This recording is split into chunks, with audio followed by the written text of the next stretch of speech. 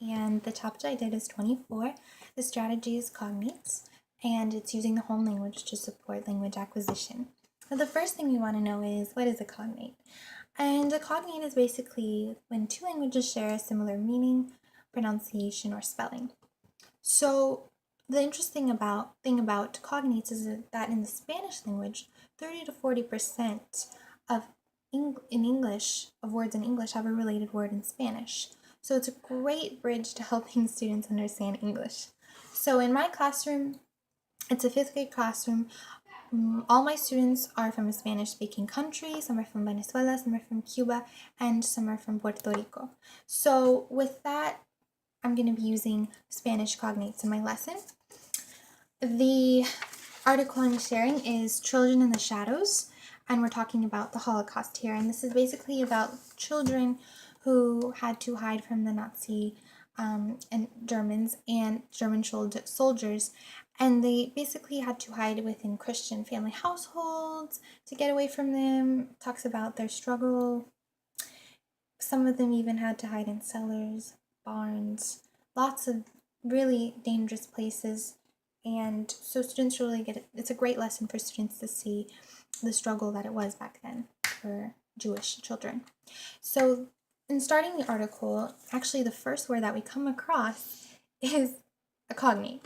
So the first one is quiet, and never tell anyone you are Jewish. So the first word, quiet, is a cognate because in Spanish the word is quieto.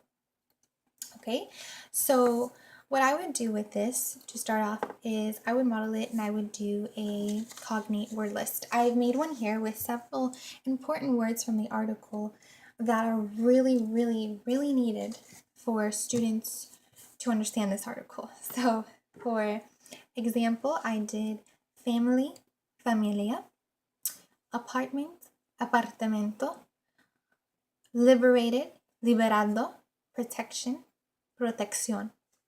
So that was definitely one of the things that students can really use and practice with by pronouncing the word, by looking it up in the dictionary. So depending on what level they are in, whether it's, let's say they're at the pre-production level, I would show them pictures, I would model how to use the dictionary, things like that. But if they're already at the early fluency level, they could look up the words on their own, and they can even explore nuances of that meaning.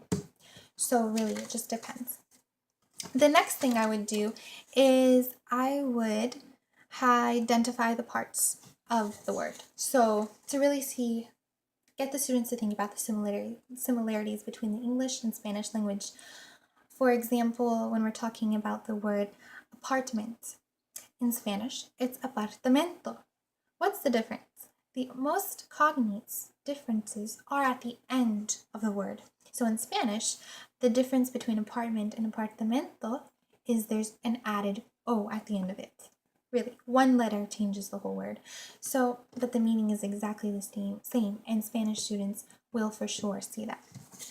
Okay, so after they do that, I will ask the students to continue reading the article and highlight the cognates as they go along within the article.